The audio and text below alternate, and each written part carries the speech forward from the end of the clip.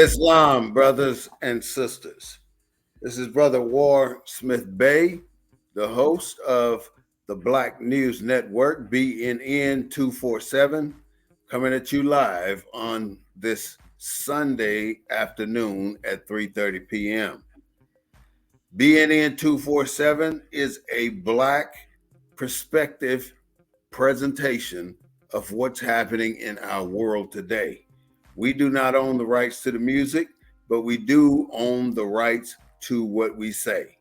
Without further ado, I want to bring in my co-host from hailing from Houston, Texas.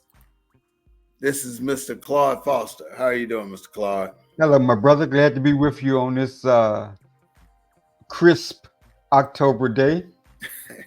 Got up this morning. It was 41 degrees here in B-More, man. It was low here in Houston too. It's like in the 60s. Uh-huh. So compared to 90s all week. So we're blessed today with some beautiful weather. Uh-huh. Yeah. Well, that's just a wonderful thing. I'm so glad that we can be blessed to see a day like today. Oh yeah, definitely, my brother. I was looking at a few things and I came up with this thought about why is it that it's so difficult for us to move forward with whatever agenda we may have. And my deduction was that every step of the way, in other words, if you're building up in a corporate America, there's a tier system. Yeah. And every step you're going to encounter somebody for some reason, for something.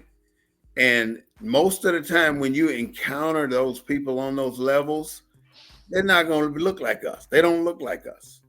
These are white men. And I'm sorry to be the one to bring the news to our public and our listeners, but we need a few good white men to help us navigate this tier system that's in place and been in place for hundreds of years. And if we don't enlist somebody white to get in here and start paving a way or start setting the path for us, in other words, we got to do what we have to do to get to the levels that we need to get to. And we cannot get there just sticking to our guns as being Black. We don't have to change our character. We don't have to change who we are, but we want to move forward and we want as few obstacles in front of us as we have to navigate. And by having that white good man on your team, it's going to give you that strength and that avenue to move through those obstacles that they have set in place to keep you from getting where you need to go.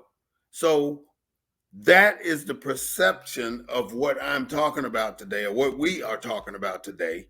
And I would like Mr. Claude to give you his perspective of what I mean, or what he looks at when he says we need a few good white men. So, Mr. Claude, break us off. Can you hear me? I can hear you now. We start off real good, but then as we get into the program, sometimes seems like we lose. Yeah, it fades in and out. Okay, so go ahead. Give us your perspective of having a few good white men. Well, it's going to be an easy perspective, but let me just back up to last week's show. Okay. Last week's show left me emotionally exhausted. Really? Yeah, because what we talked about was Negroes and Negroes with guns is basically what we talked about. Yeah. But the show centered around it begs the question, why don't we fight back? Why didn't we fight back? Why don't we fight back even today? But it was just for me, it was kind of that kind of emotional show. By the end of the show, I just lost for words because I couldn't explain it. Because we're so behind on the process. Is that what you're saying? Because we don't have, they got 77 million guns to our 9.7 million. It's not so much that we're behind on the process, but if you got a history of not fighting back, you're going to continually be abused. Yeah. And we don't have a history of fighting back universally in this country. You're perceived as weak. We're perceived as weak, and we keep being taken advantage of. Now, to your and so that's what left me at that point of saying, where do we go? I mean, what has happened in our history that changes that? Mm-hmm. And but to answer your question about the legal thing, who wrote the Constitution? White men. White men. Who made the court decisions? White men. White men. Who made the statutes that we live by? White men. Who takes executive action for the most part? White men. White men. Who controls the regulations? White men. So who best to represent Black folks when it comes to addressing every aspect of our lives? White men. That answers your question. That's just an eloquent and beautiful analogy of what we talking about today, boy. That was beautiful. I mean, I'm not saying that, like, you're War Smith-Bey, right? Mm. You know everything in your universe, right? So you could figure it out, right? So you're the lawyer in your family, so to speak. Mm. Because regardless of the situation, you're the head of that household, you're gonna figure it out. Right. That's my job. Yeah. And so the head of the Constitution, the head of the Supreme Court, the head of all these different institutions that we have to go to if we want to get anything done. If we got to start a business, if we got to whatever, we didn't create them. No, we did not. We didn't create the Internal Revenue Service, but in order to do anything on a business or whatever, we got to get involved with those people. And white lawyers have been at the forefront of all of our institutions anyway. It was white lawyers that founded the NAACP. That was their profession, white lawyers. Mm-hmm. That's right. I'm kind of scared though, because with this just little bit of information we brought up already, it says that we are not going to. We got to have a good white man somewhere in our chain in order to break down that barrier. Otherwise, we ain't going nowhere. Because a lot of us want to stand and say, "I'm Black, I can do this all by my damn self," but it just ain't gonna happen. Well, it's like this, right? When we look at the politics that we're in today, right? Mm-hmm. And you say, okay, I can understand why the Black political class or the Black middle class kind of gears toward the Republican Party, right? Hard work, education, all this kind of stuff, right? Mm-hmm. And then I can kind of understand why the Democrats, Black Democrats, kind of gear toward the Democratic Party because of the issues. This government knows best. This kind of socialist. We're gonna provide you this. We're gonna provide you with food. We're gonna provide you with everything that you need. Right? The government can do it. Right? Mm-hmm. And that's Black Democrats. I don't understand poor white Democrats. It's always about Black Democrats. I'm not poor white Democrats, but I don't understand why poor whites are part of the Republican Party. I think the poor whites follow Donald Trump. Why? Because this is why they follow Donald Trump, because Donald Trump said something when he and Hillary got into a debate in a town hall. And what he said was he paid $12 in taxes. And Hillary tried to capitalize on that and said, well, he should go to jail or something to that effect. And his response was, I'm smart. I said, if you want to fix what I'm paying for taxes, fix the tax system. You can't do shit with what I'm doing. But what does a poor white have in common with that analysis you just gave? It's all about the perception. It's the same thing with what's your favorite football team? What's your favorite baseball team? Favorite basketball team? It's the feeling you have inside based on how you feel about that team. It revolves around food, revolves around athletics, revolves around music, revolves around movies, revolves around everything. You got to favorite something. And poor white people are partial to Donald Trump. It ain't the Republican Party, it's Donald Trump. These people are favorite to him. not to the party, to him. Okay. And he can be whatever the hell he want to be, but these poor white folks will be on his team. And he's just catering to them, because what he's saying is borderline racist rhetoric. Because he said, "Well, I'm gonna kick all these immigrants out," and basically he's saying, "I'm gonna kick all these niggas out." That's what he's trying. He hinting at shit like that. I didn't want to get too much into politics, but we start voting tomorrow, right? Yeah. And I was just wondering. I mean, I know Obama's theme was hope, right? Keep hope alive. Hillary's theme was breaking the glass ceiling, right? What is we can do it? Somebody we can do it. Yeah. What is Kamala's theme? She doesn't have one. Yes, she does. Every president. I haven't heard a theme from her. If you're in the audience and you know the theme, send a text. Tell us what it is. Yeah. Tell us what it is. But getting back. But getting back to the lawyer, there are 46 million or so black folks. How many do we have enough black folks there for every black person to have a lawyer? Enough black people where? Enough black lawyers, because most of the black lawyers are probably going to be in the urban areas, right? Yeah. What about what? Okay, you got a little bit froze, Claude. You got a lot of things open on your computer, because a lot of times if you got all these programs open, it'll freeze you out. But anyways, I don't know Kamala's theme, but I do know that her message ain't much different than any other politician.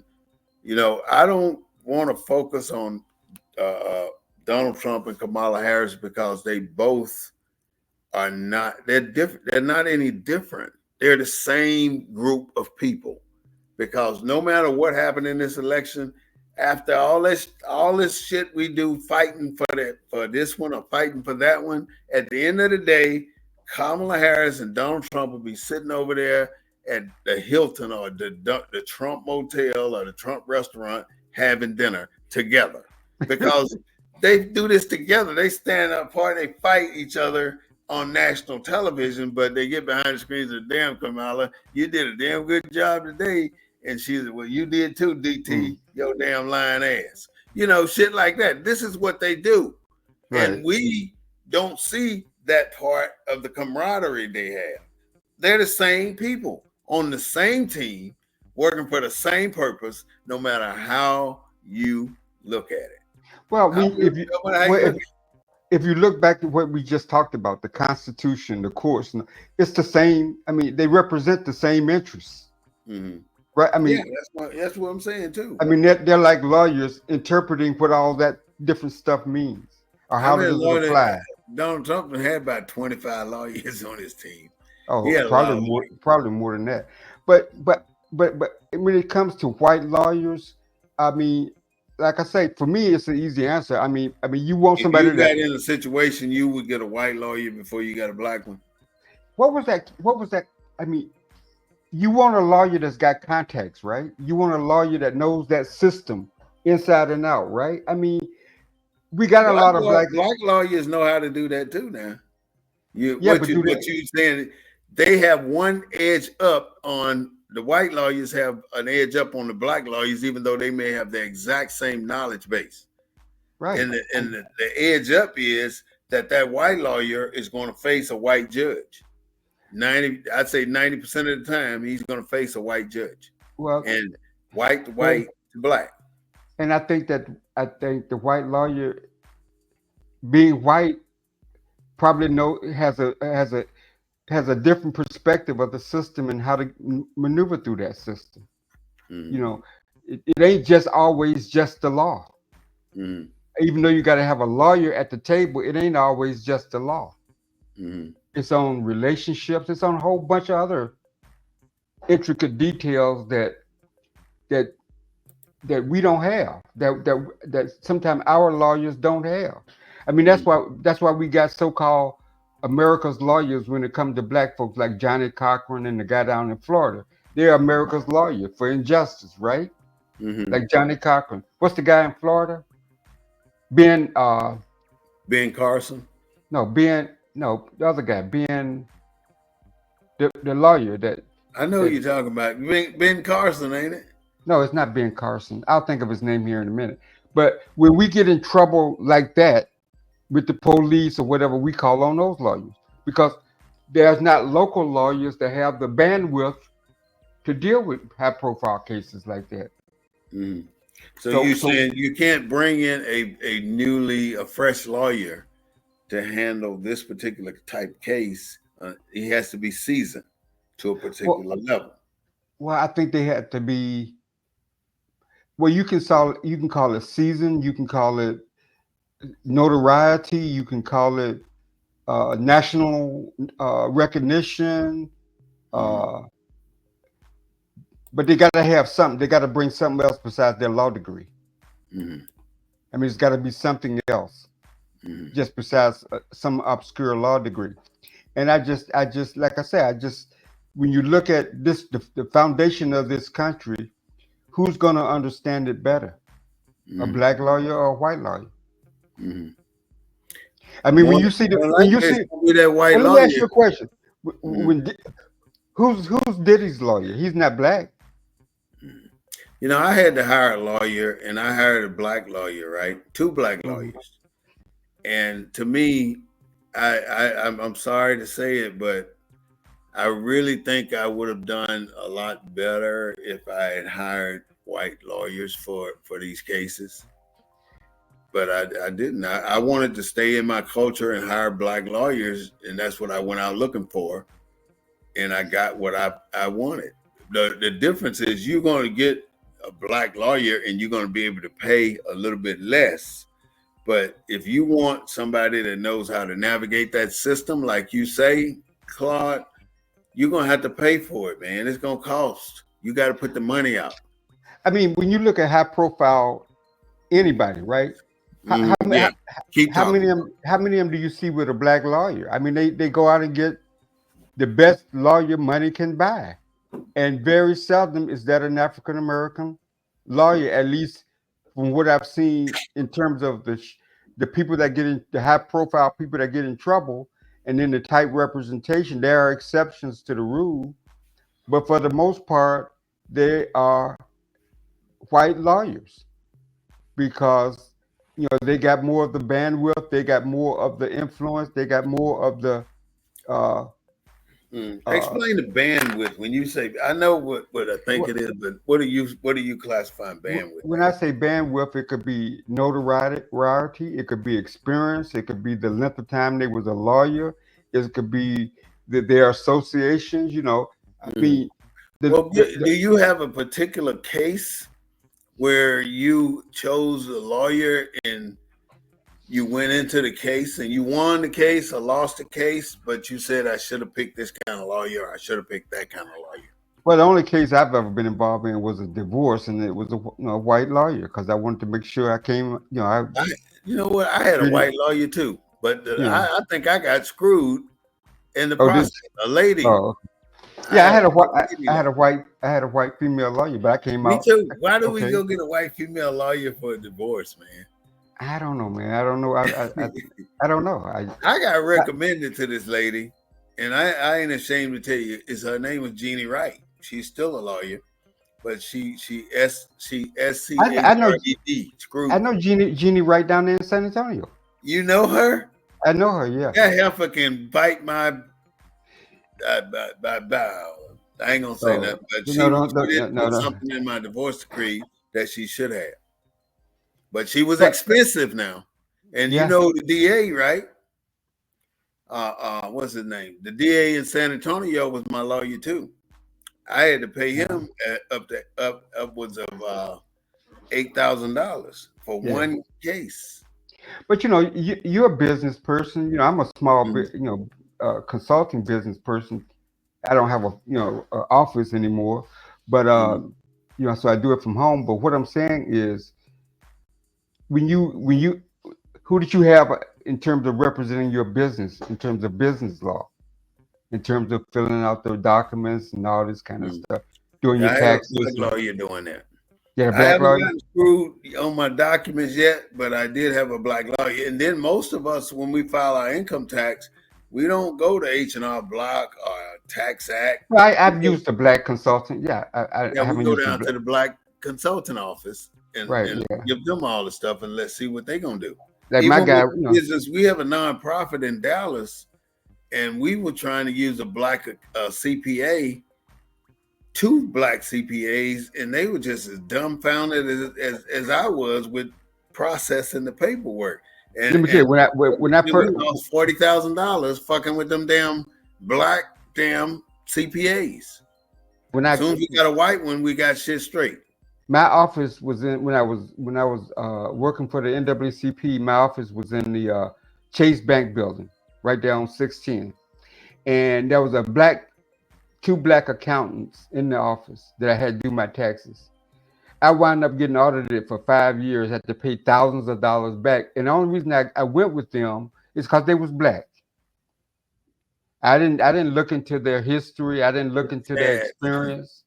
It's sad we got to go here, But right? I was yeah. It's I'm sure It's that the there are truth, bad though. It's the experiences truth. with other groups as well.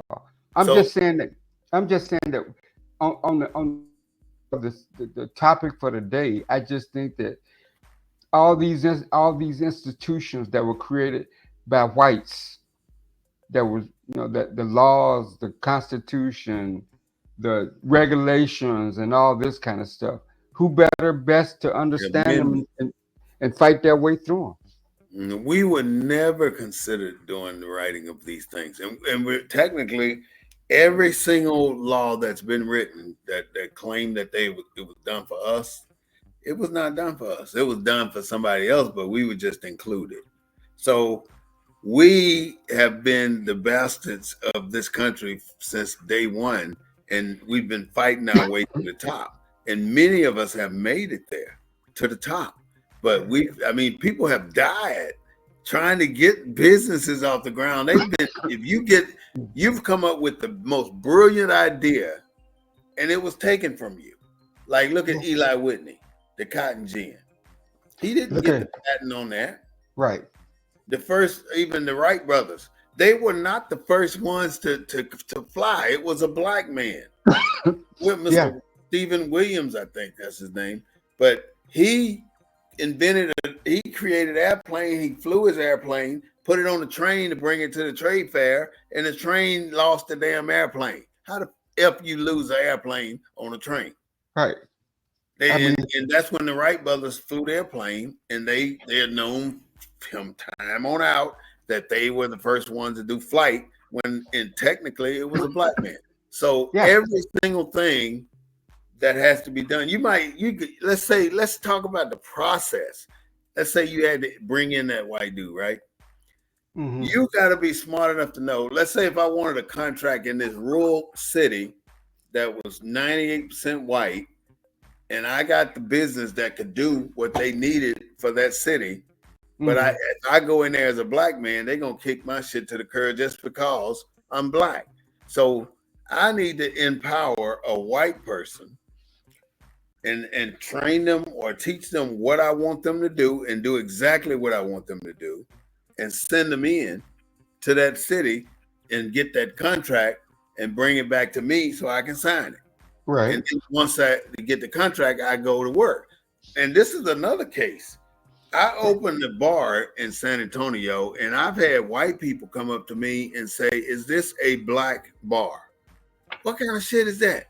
They telling you that we're not going to spend our money in a black bar. So if I was smart enough and savvy enough as I am now, I would have made sure I was nowhere to be found, and I would have a white figurehead in front of that bar running it. Because if I'm running it, I can turn away customers just by the pigmentation in my skin. But if I put that pale face up there, then I'm going to get the business of the pale faces. But if that pale face ain't there, I'm not going to get that business. They're not going to spend money in my establishment. There's a lot of franchises owned by black folks, right? McDonald's, Taco Bell franchises. You will never walk into any of them and see no family portrait of no black. That's right. Thank you. Because we understand in real estate, just like in real estate, when you get ready to sell your house, it's been proven you got to remove everything that would even give the indication that black folks live there for the prices for you to get the fair market value So of you your can't home. have your MLK, You can't have your Malcolm. MLK. You can't even You have got a to take picture that of your. picture down back there with the commitment. Yeah, you got to take that down. You got to take down pictures of you and your family, all that, because otherwise your property gonna be devalued less. It's sad, but it's true, ain't it? Yeah.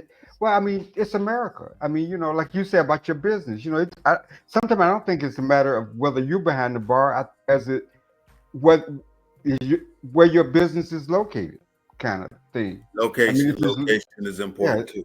if it's located in the black community, it's a black business. I mean, We it's don't catered. have there's no black community. There's a perceived black community, but there are no black communities. You got black communities in Houston?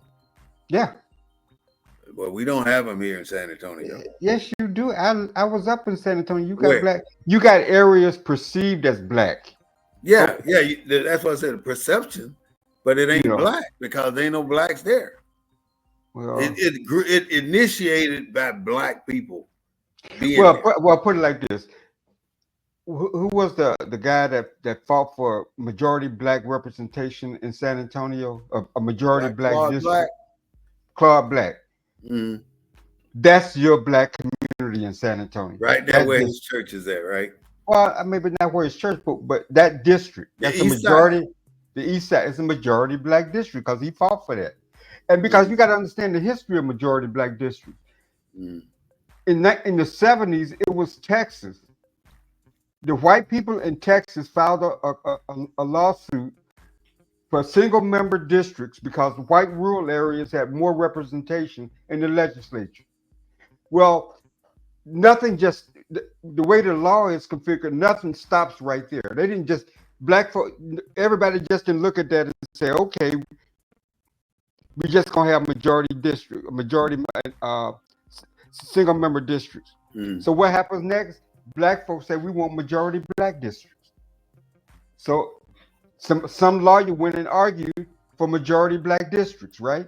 Mm. And then the Supreme Court said, well, you can't have majority black districts. They're majority minority districts. So some lawyer went and argued for majority minority districts, what we have today. So to that designation, you're right. There's no majority black district in San Antonio. There's no majority black district in Houston. They're majority minority districts. But the people that, because of the way everything is structured,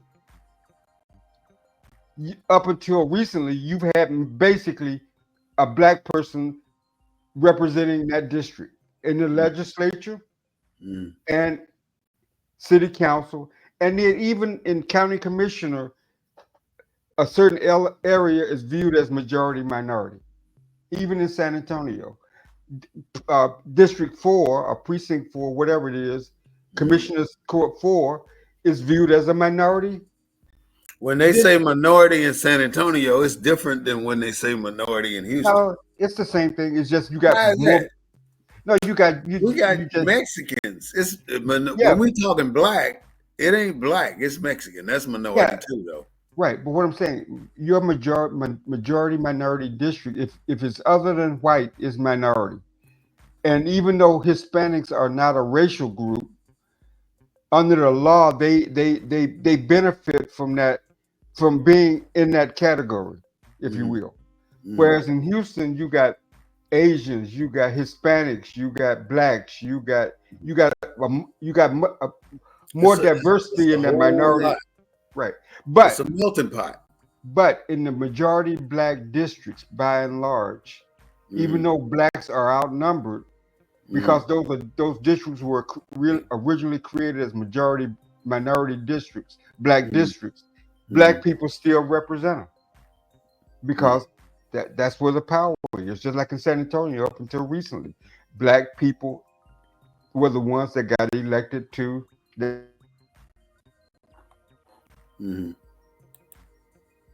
Black people got elected to what? Okay, you froze up a little bit. Um, I'm thinking about how we have to manipulate this system in order to maneuver through it. But in order to do that, I wanted to tell you some of the breakdowns I found when it came to who is who in America. We're basically a nation of immigrants, and all the immigrants are borderline white or white. And Right. that's it. That is the issue. We have white Britons, we have white English, we have Irish, Scottish, Welsh, Germans, white Hispanics. I mean, we got Italians, Polish, French, Canadians, Arabs, Lebanese, Egyptians, Norwegians, Russians, Dutch, Swedish, Portuguese, Greek, and on and on and on. All these people classify themselves as white in this country, Mm-hmm. and the last group was what's that country? Russia's attacking Ukraine. Ukraine. That's the last group. Ukraine people, Ukrainians are here too now. Over 200,000 got taken from Ukraine back and brought here and set up. I don't think we're counting them, but go ahead. Yeah, but all of them are white. Right. Ukraine is I don't know. Did you ever see any black people in Ukraine? Well, there are black people over there, and I know they discriminate against them. There are Ethiopians over there, other. American black. Us. I don't know. I don't think they. You see Africans everywhere. I don't think that they would differentiate between an American black and an African black. I think they will. But I'm going to tell you why I say that, because of one simple thing. And that one simple thing is nationality. I always go back to this. That African got nationality. That American black does not. So that African can do things that American can't. Now, the American got the perception of clout, but sometimes they have it and sometimes they don't. And because they have the perception of clout, they get access to many things that they go to get access to. But in reality, they're not respected more than that African.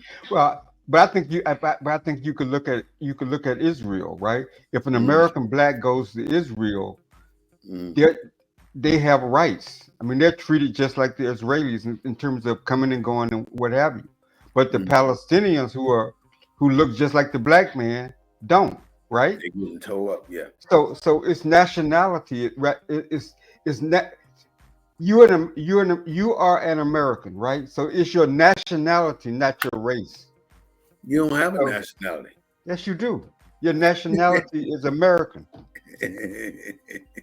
Your nationality. They got you hoodwinked, Claude. I mean, I can explain it and explain, but I hear what you're saying in theory. What you're saying is true, but what I'm saying in reality, when you take your black self from America and you go to England, you are distinguished from the Africans that are in England based on your nationality, not your race. But you have to have one, Claude. How do you get a nationality, though? Tell me. Whose passport do you go over there on? The USA. But tell me. Okay, wait. So wait, the USA gives you a passport. Yeah. You have to fit a certain category to get a passport, right? Yeah. You have to be a naturalized an American citizen to get an American passport. You said it, but you skipped it. Right? I mean, I hear what you're saying. I'm just saying that when you go abroad, you're not recognized. It's your nationality that's recognized. You're an American. Yeah, America is recognized. No, you are an American. Recognized. No, your country is recognized. And I can tell you why. I laid it out several times. When you pull out your passport, what does it got on there? Your passport. Asiatic white. Why are you laughing, man? I'm an Asiatic white. What are you? I just got U.S. citizen on mine. Oh, so you don't classify with a color or a Well, it race. don't put the color on the You have to passport. classify with a No, you don't. distinct. Not on my passport. I'm Asiatic, but You got your pass. You don't have your passport with. I got my Did passport. you? Okay. Did you have? Oh, you had to have your passport to go to DC. No, I have to What? have What? my passport to travel to Mexico or any place like that. But I And got my passport. what does your passport say on there? Give me a second. I'm gonna tell you. On the front it says U.S. passport, right? Yeah. It's got a blue cover, right? It says U.S. passport. I hope the police ain't after me because if I gotta look this hard to find it, I'm in trouble. Yeah, you in trouble. They don't give black folks that much time to look for nothing. Yeah, I'll be locked up very quick. All right, so this is my passport. You Okay, can that's get a not pocket okay. Yeah, passport. you can get a pocket passport. What does it say on that? Let's see if I can get it in See, there. can you expand it? Okay, I can't see. I can't make it. Just go ahead and read to me what's on there. Okay, it says United United States of America passport card, nationality USA. Right, that's what I told you. That's your nationality. I mean, When you go abroad, that's your nationality. I have a nationality, Well, but how did I get the nationality is the question. all I'm saying, brother, is when you go to what separates you in Britain from that African is that card that Mm. that's your nationality. Yeah. United States citizen. If only, but everybody, only way you get that card is if you take the oath of amnesty. If you go and apply for a passport, before you can get that passport, you take an oath. You take that oath if you haven't taken it already as a military person, or it's a renewal passport. But an initial passport, if you don't take that oath, you are not a USA citizen. And that's what I'm trying to say. Everybody that don't go take that oath are not citizens. That oath makes you the citizen, and without it, you're not. It's that. I mean, it's a simple thing that a loophole that America put on people that we don't know about. No, that's not true. Because when I got my passport renewed, I just sit in and I go down, take the passport photo. You're a military man. You're a military man. What did you do when you enlisted? Same thing. My daughter didn't have to. My daughter didn't have to go nowhere and take no oath. Huh? We applied for my daughter's passport, my wife's passport. She's not military, and she got it in the mail. Passport. She took that oath. She had to go to the post office, right? No, she had to go to an appointment. No. She had to go to the post office to get the picture and get the form. That's when they take the oath. You get sworn in right there. I don't remember. That's what the post office do. I don't remember. That's why they send you to the post office. Otherwise, they can send you to the 7-Eleven. That's just one of the places you can go. Agency to get you sworn in, and the person that swears you in has the authority to make you a citizen. You can't just make a person a citizen. You have to have the authority. America has so many citizenized people here that is unbelievable. And if you never took an oath, you are not a citizen. It's simple. And you can read the Constitution, you can read the Emancipation Proclamation, you can read all these documents, the 14th Amendment. Yeah, I feel you. I feel you. You are a military man and you got a military family, and they took the oath when they went to the post office. Ask your daughter. I guarantee you she took that oath. My daughter didn't have to take no oath. I took her down there. She didn't have to take no oath. All right. Okay. So she never went in a room where they take the photo and had to stand there on the mark and say anything. No, she didn't have to say. She took the photo. You can go. You can go to one of these little CVS anywhere and get a photo. The FedEx stores or anywhere and get the photo made. The but passport you still gotta go to the post office. No, you can send all that in. You don't have to go to the post office. You still got to go to the post office. You cannot do a passport without going to the post office. That's not true, brother.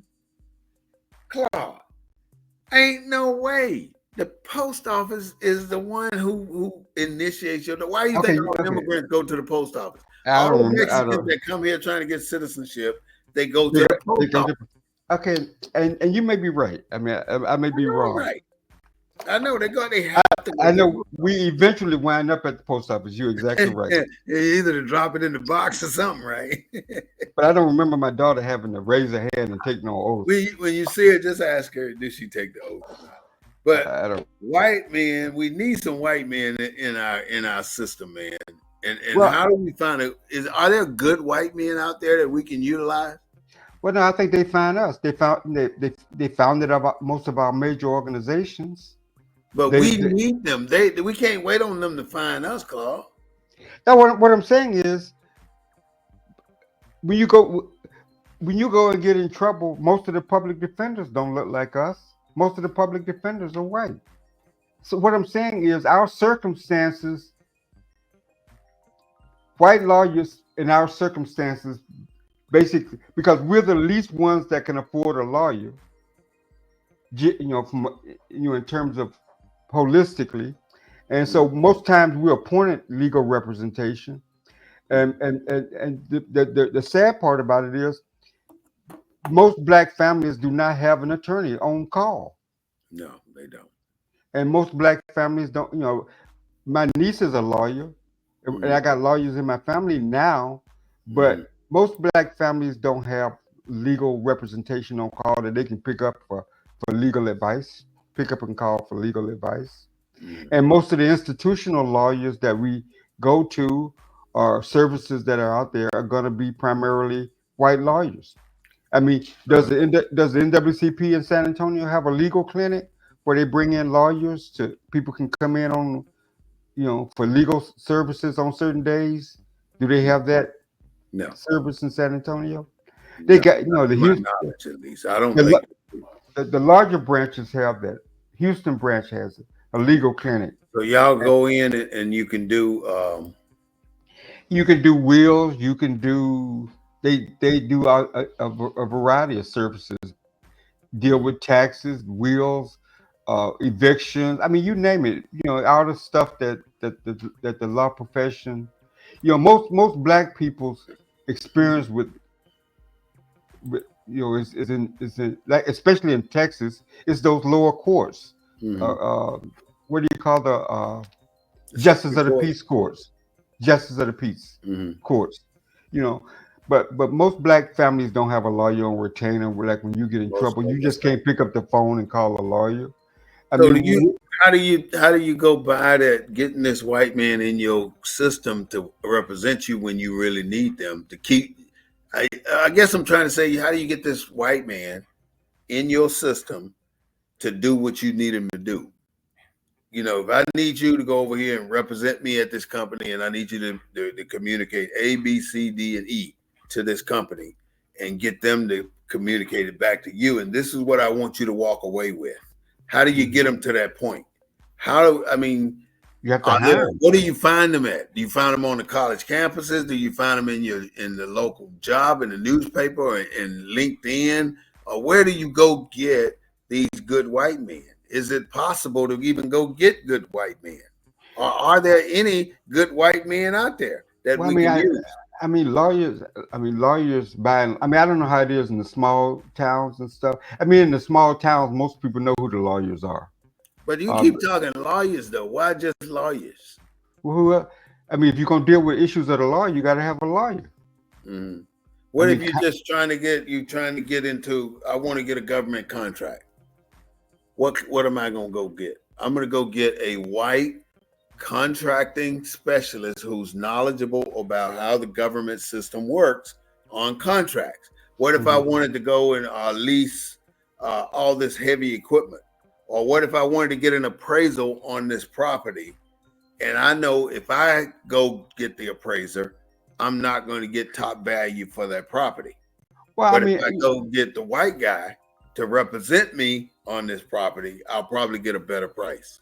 Well, I don't know whether it's got to be always white. I'm saying if you're in a large city or large town like San Antonio or Houston or Dallas or Fort Worth or Austin, there's probably plenty of black lawyers to be found. I'm saying you're not going to get the true value.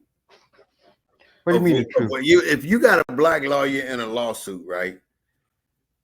I think the tendency is to not give you the full benefit of the law. just because you got a black lawyer. But Well, if you got, if there's racism and there's racism and yes, it prejudice is. in every aspect of our lives. So it Bam. doesn't matter. It doesn't matter about the profession. You hit the nail on the head, man. You right there. Because look, we looking for a few good white men, and you basically just answer the question. Ain't none. It's bullshit out there. It's corruption. It's lies. And it's people trying to figure out what they can get out of everything. It's more what I'm saying is, user spirit than giving spirit. No, what I'm saying, if you're a black defendant and you got a black lawyer, you think the legal profession of black lawyers don't experience prejudice and bias because of who they are? Yeah. So you're automatically at a disadvantage, or you could be. Mm-hmm. All the time, right? Well, so, I mean, if I wanted to go to a preppy school, and I'm hood, I walk in there with my, my swagger on, and I go in there and if my child got coming through looking the same way, got a little swag, and I want to put my child in this Catholic school, mm-hmm. and I walk in there, and the admission clerk tells me, "Well, we're full right now, Mr. Smith. Mm-hmm. You can come back in 6 months. We may have some slots opening." Yeah, but you assume that they base that on your swag. I don't think your swag had anything to do with it. I think color trumps swag. Huh? I mean, color trumps swag. So I mean, you can go in there with all the swag. I don't think that would be the reason they turned you down. It was the color, huh? Yeah, color's gonna trump the swag. Yeah, you're right. You know, I mean, so how do you? I mean, you can't get around certain things. Huh? But if you go in there with some dollars can trump color. That's the only thing. You got the right amount of dollars. The only way you trump color is with dollars. And so if you got a lot of money, you don't need a good white man. But if you like most of us here in life today and trying to make it, navigate this system. Let me correct you. Mm. No. If you got a lot of dollars, you're going to find a good white man. Because they're going to want it, right? No, because that's who you're going to go after. Gonzalez. Because you know the system. When Diddy got in trouble, Diddy don't have black people represent him. He got white lawyers. All white? I mean, why did Hugh Hefner get away with it? And Diddy can't, and R. Kelly can't. Why did Hugh Hefner get away with it? We don't know whether or not the person they got is Epstein, huh?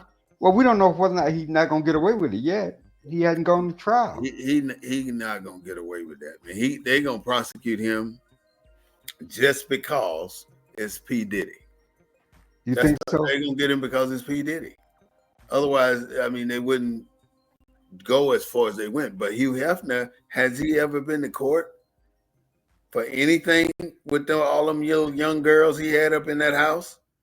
And he had them by the hundreds. He didn't have 5 or 6 of them. People were giving their daughters to Hugh Hefner. Right.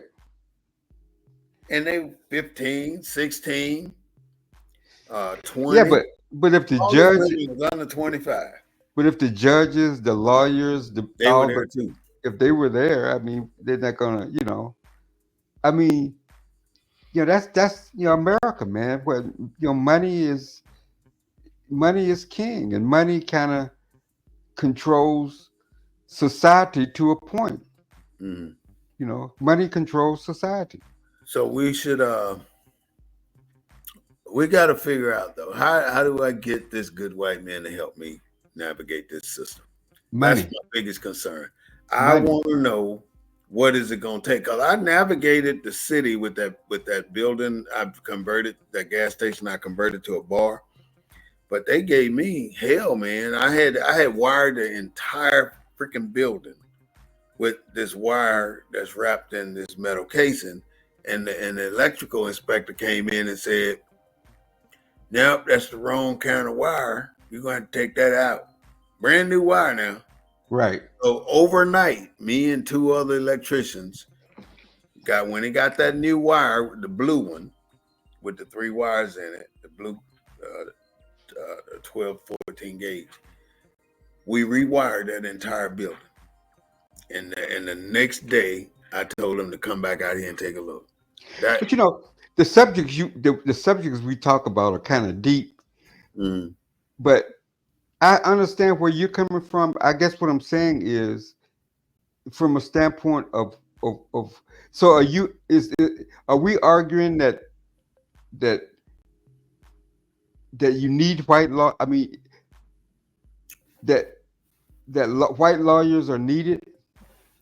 my argument is that we, as Black businessmen or Black people seeking counsel, we cannot navigate the system properly or effectively Without a white without, lawyer? without having a connected lawyer. We can go pick any Tom, Dick, and Harry white lawyer or Black lawyer that ain't got a clue what the hell's happening in there. Or we can get somebody like Joe Gonzalez, which that's who I got, and for a case about 10 years ago. And 10 years ago, this guy charged me $8,000 for 3 court appearances, less than an hour each time. And each time he was late. I was raising hell. For $8,000 shit. But he got the case taken care of. He took care of business. So, and then he ended up being the district attorney of San Antonio right to this day. He's the district attorney. And I know him, I'd say semi-personally. And he did his job though. And I think he's a good guy. But the bottom line is, white men, we have to go seek them and pull them into our system. We got to put them in our systems somewhere and put them to work for our purpose, for what we need and for where we are trying to go. Because sooner or later, you're going to need that white man to represent you. And if you don't have one, you're going to be looking for one during when that time come up. And you don't want to have to do that. You want to have them already. So if you don't have one as a business owner or as a future business owner, then my number one recommendation for you is to look for that good white man, which they're far and few between. You know, you might have to go through 1,000 white men to find that one good one. That's a lot of that's a effed up ratio, but that's about the ratio it is. Because everybody else, they want that money. See, I put 2 white women to work in my bar. Biggest mistake I ever made. Biggest mistake I ever made, Claude. These 2 women thought they could do what they wanted to do, and it really caused situations. But my point today for anybody who watched this show is that you got to find that white man to work on your system. But Sister Soldier says that there is no white male out there. Can you hear that, Claude?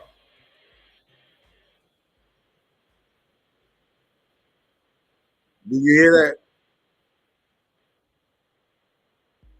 that? I had to make sure you hear this, Claude. Claude, were you able to hear her talking? Some of it. Let me put it back on it, and let me know if you can hear this.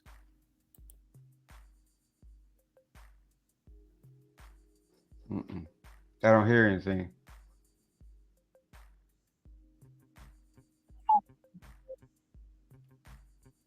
I heard a couple of beeps, but I didn't hear it.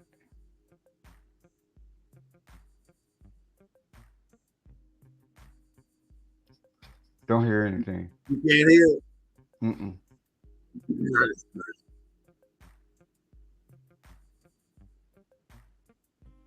Basically, Sister Soldier is talking to Phil Donahue, and she's saying that if Cornel West is telling her that there are some good white men out there, and she said, well, who are they? Where are they? why aren't they helping the black agenda if there are some good white men out there?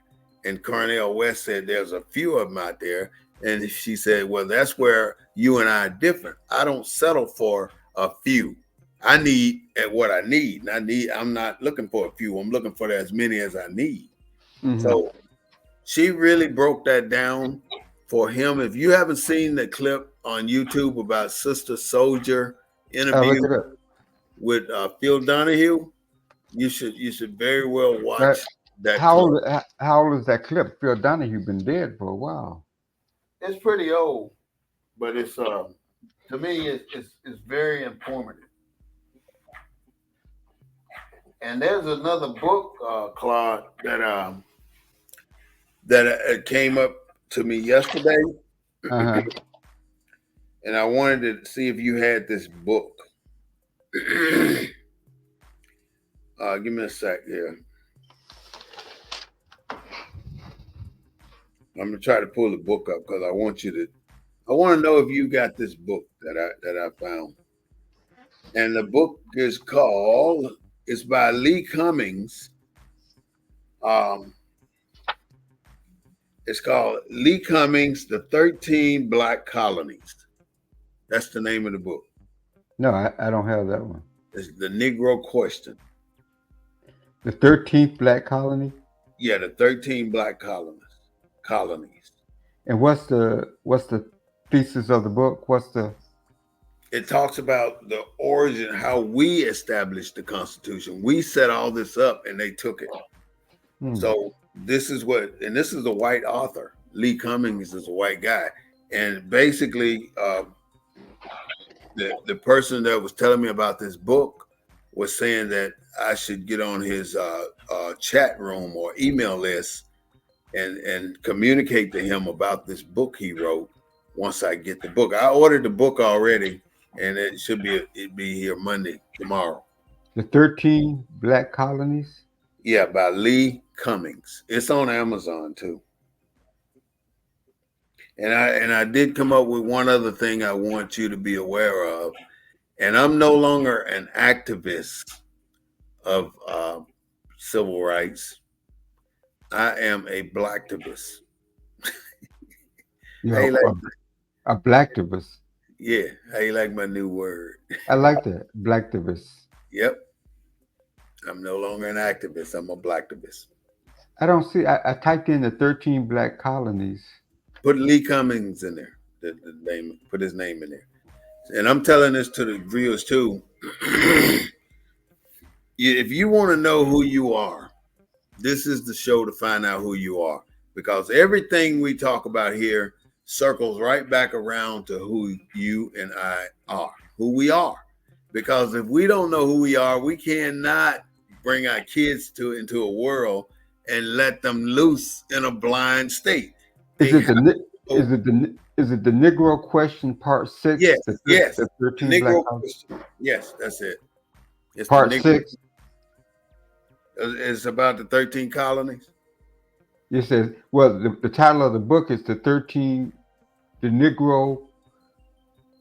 Black Colonies. Yeah. Yeah, that's the book. I just ordered it, so I'll have it tomorrow, like I was saying. But our purpose here at the Black News Network, BNN 247, is to bring as much knowledge and education as we can muster. And I really do thank my co-host, Mr. Claude Foster, for being on here with me and engaging in the conversation the way we do, because it always is healthy and it's good and it's thought-provoking. And that's exactly what we intend to do, to bring up every aspect of what our conversation is about. And we segued from guns in black men hand and white men hand into the good white men. So next week, we got another thing for you. I don't know what it's going to be yet, but we're going to evolve this story a little bit further. So if you can take the black and white gun ownership, then you can take the black and white business ownership. Then you can take where we go next, probably to the families. And I've always wanted to do a show about interracial families. And I really am concerned about the professional athlete because it seems like I'd say 7 out of 10 professional athletes are married outside, black athletes are married outside of their race. And is that a trend or is that sending a message to somebody like the black women just ain't good enough for these millionaire athletes? No, I think it's much. I think it's much simpler than that. When you were growing up, and you said, "When I get a bunch of money, I'm going to do what?" You always want something that you couldn't have or didn't have.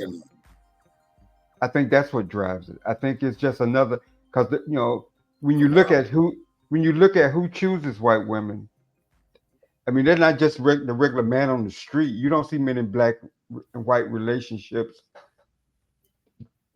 with just the man on the street. I mean, or at least we don't hear about them. I mean, but I think it's just as fundamental as that. I think you always want what you couldn't have, but now that you got the ability to have it, you get it. Mm-hmm. And I think that's across the spectrum, whether it's deviant behavior or whatever it is. I think it's already there, and money just allows you to manifest it. It seems like it's out of proportion, though, don't you think? You don't think it's out of proportion? Because it's just too many. Every other black athlete got a white wife, though. That's not proportionately correct to me. In every sport, in NBA, football, baseball, everywhere, what in the hell is going on with our black women where they are not landing any of these athletes? All the white women are. What's the problem with that? I don't understand how we can look at the NBA. Let's take one basketball team. Let's take the Los Angeles. Now take your San Antonio Spurs. I think most of the black players down there. Let's take the Houston Rockets. No, go ahead. Well, I mean, but you got some prominent black players on the Spurs, Tim Duncan and stuff. They passing this one white girl around, right? Wasn't it? Yeah, I've met them in the basement too. Him and his wife. She met him right at his elbow. She's a little white woman. But I think it's just as fundamental. It's money, a fundamental you thing. What? Us. You said it's fundamental. What? You froze up on me, Claude. I'll keep talking till you come something back. Here that maybe going to offend, but maybe we put that whole statement over, please. You faded out. Well, I think money allows us to get what we thought that what we couldn't have. I don't think all these relationships are because of love. I think money allows you to do. It's bigger than that, though. Look, why is Ketanji Jackson? She's got a white husband, right? Why does Kamala Harris, which allegedly says she's black, why does she have a white husband? Why does Clarence Thomas have a white wife? So those are three prominent individuals in our society. They belong to us. They're real black. Well, two of them are real black folks. Why do we not have our sisters represented at that level? You know, you think that Clarence Thomas would have still got nominated if he was married to a black woman?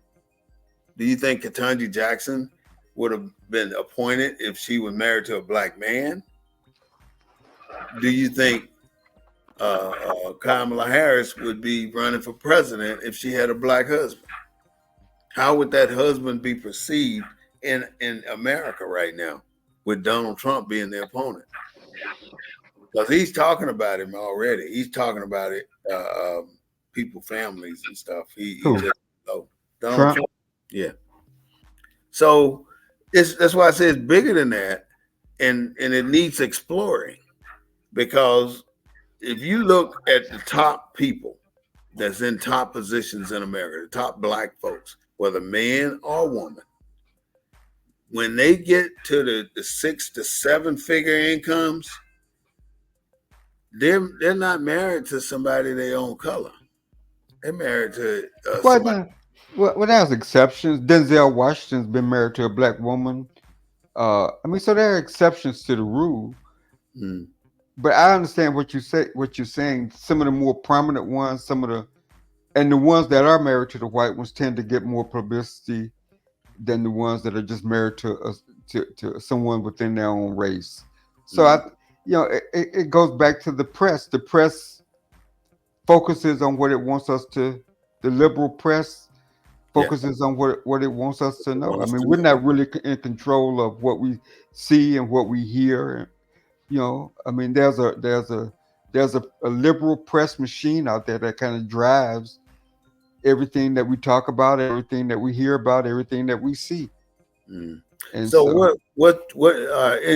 Let's go ahead and get ready to close out. Can you bring us up to date on any news articles that you may have ran across this week, and give me add them to your closing statement, and let's get oh, ready to break. well, one of the more interesting things I found out, I didn't know, like, I know Trump gave a huge amount of money to historically black colleges and universities, right? Mm. And I didn't know that, like 16 of the most prominent historically black colleges and universities were founded by Republican white men. So maybe that's why he gave all that money to historically black colleges and universities. Maybe somebody made him aware of the fact that that's who founded them. And so he felt an obligation to the Howards, the Morehouses, the Spelmans, all founded by white Republicans. So maybe that's why he gave the money. I Mm. found that kind of interesting. You don't hear the press make that connection, Right, you know. right. Uh, Yeah. so I thought that was quite interesting. Mm. And the subject of the day was quite interesting about what where the value is, how valuable whiteness is in America. I Mm. mean, it's so whether it's lawyers, whether it's teachers, whether it's whatever the profession, white people tend to be paid more, and white women get paid more than black men doing the same type of business.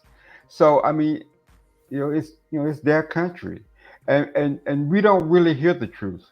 We this I was telling readers, everybody should read this book by Tanisha Coates, The Message, Mm. because it is a message for Black America.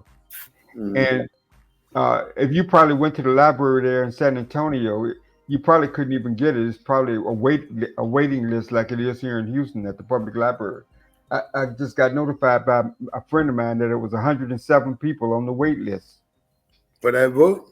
for this book. You know who Tanisha Coates is, right? No, I don't. The New York Times article author. But the big controversy, he visited South Carolina, he visited Africa, and he visited Israel.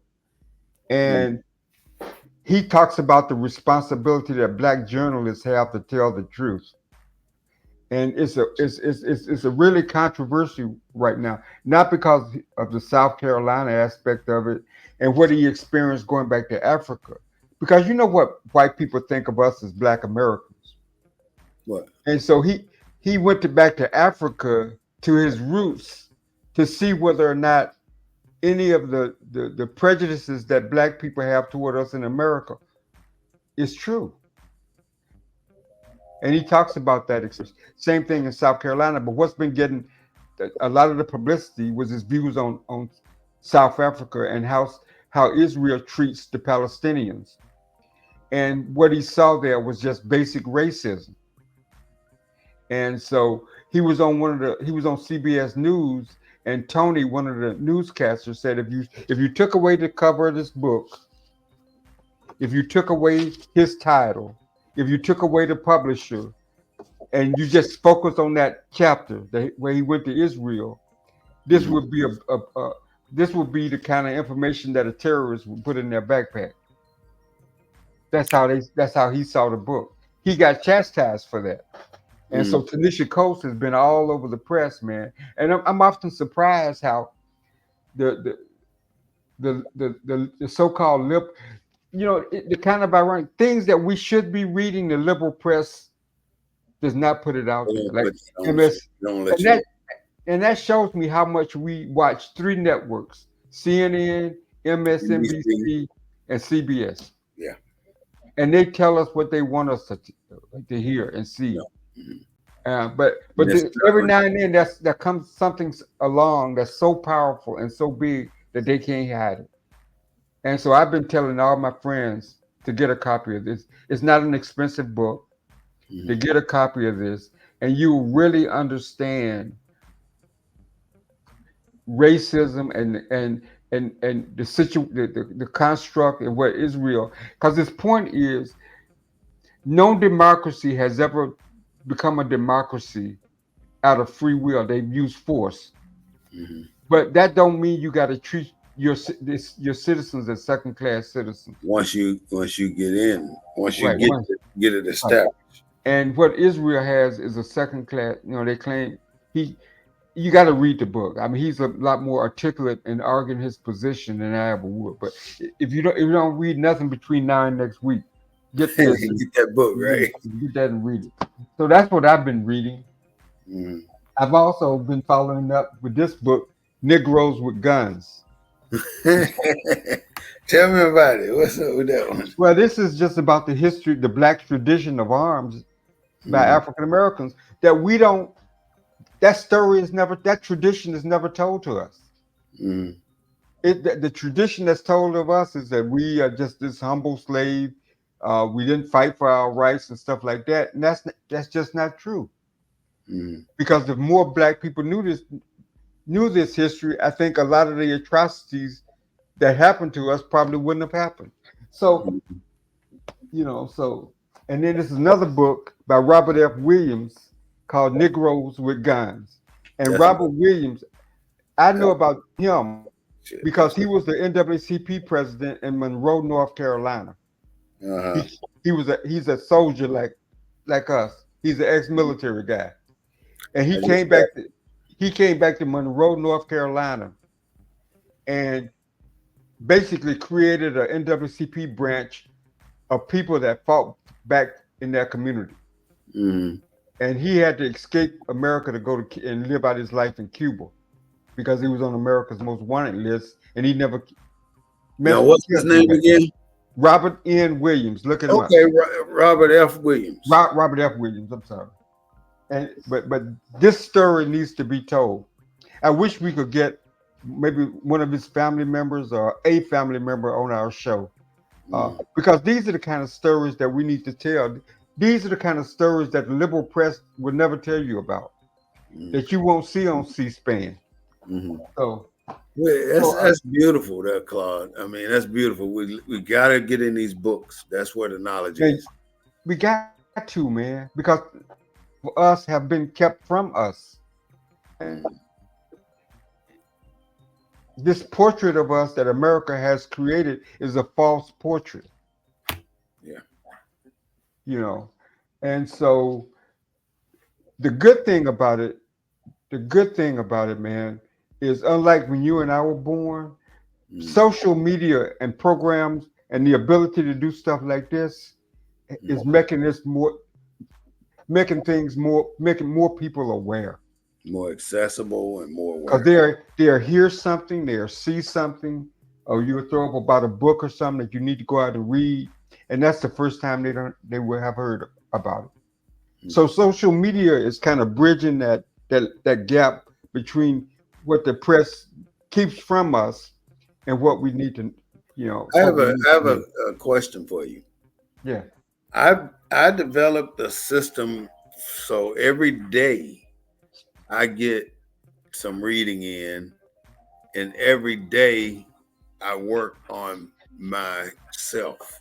And Right. it may be for 10 minutes or 30 minutes or an hour or 2 hours, who knows, whatever the time permits. But I make it a point, I'm going to do this every day. Either when I Right. get up in the morning, I'm going to pick up a book, read something, if it ain't nothing but a paragraph, Right. and I'm going to go do something productive. Right. And, or I'm going to do it late at night, right before I go to bed. I'm going to pick up a book, do my reading, and then go to bed. Read till I get sleepy, then go to bed. So Right. that's my process. Do you have a process that you normally do when you read? Well, 'Cause people, that's the thing. People don't take the time to physically, mentally think out how to get this done. well, you know what I do. I pretty much like you. I read when my eyes are fresh, so I tend to read early in the morning. Uh, have a cup of coffee or something, and pick up a book early in the morning. I have to get up early to take my daughter to school, so I'll grab a book. You're fresh, your mind is fresh, and so it's your mind is kind of open to absorbing a lot of new information because it's not tired. So I tend to Mm-hmm. do it in the morning because Mm-hmm. reading just I mean, it empowers you, and it starts you start to think critically. So when you hear, I talk to people all the time, and their argument for everything that they say is something they heard on MSNBC On TV, right? or Yeah. some on CNN. What did They you ha- read? What they book did have you no look at? other. They have no other. They have gathered no other information from no other source other than what they was. That's a mental slavery, man. They got a lot of people locked in on dumb shit You know, that so don't they make make their whole arguments sense. based on what CNN said or based on what MSNBC said.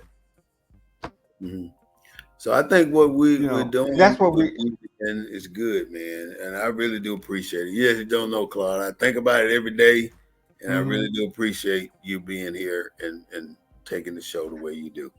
Well, we just gotta, we like I said, people.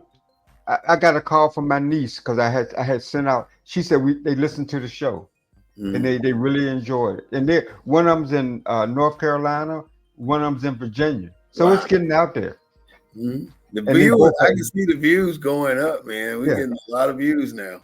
So And that's a positive thing. I'm happy to see that. so we're talking to I mean we're talking about stuff. People are hearing things that they don't normally hear. I Mm-hmm. talk to my friends all the time about different stuff, Mm-hmm. and it makes you question things, man. The more knowledge you have, the more you question the status quo. You question what you hear on MSNBC, like you say, Kamala Harris's. Her theme is beat Trump. That's her theme. Yeah, Or at least that's what I'm being told is her that's theme. it. Nothing for the America but to beat Trump. But to beat Trump, what are we getting? Once we beat Trump, what are we getting out of it?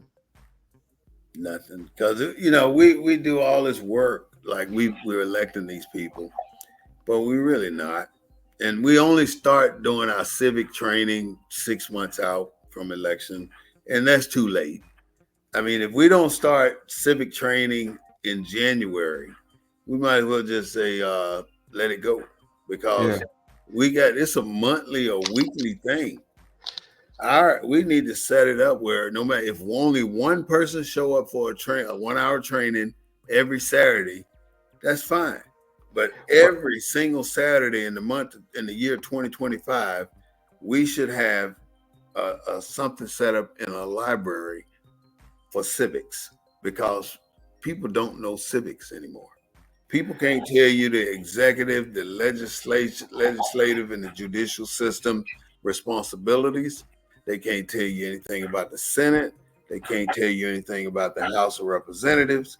They can't tell you anything about the appointments at the Supreme Court. They can't tell you anything. They don't know none of this. They don't teach this in school anymore. So I would think we need to start breaking down the training of the civic system in America, because if we don't know the system, we never gonna learn how to use it. If you want to learn how to operate a piece of equipment, you just can't pick it up and go to work with it. You got to learn how to use it, or you're gonna f it up.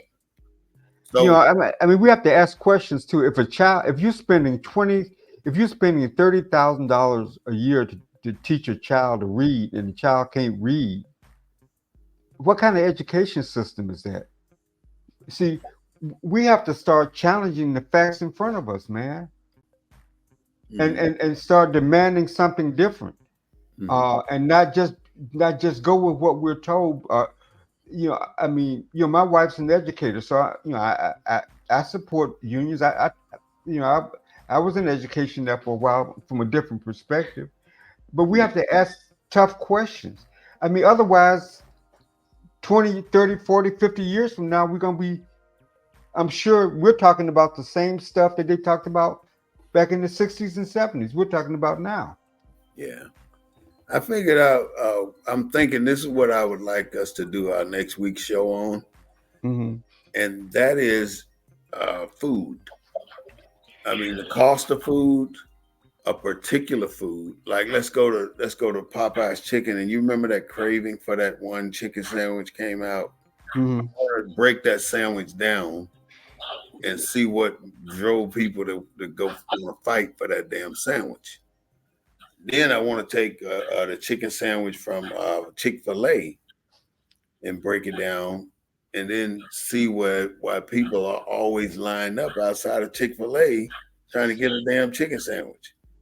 And I want to go to McDonald's and break down the Big Mac, the fries. Where does shit come from?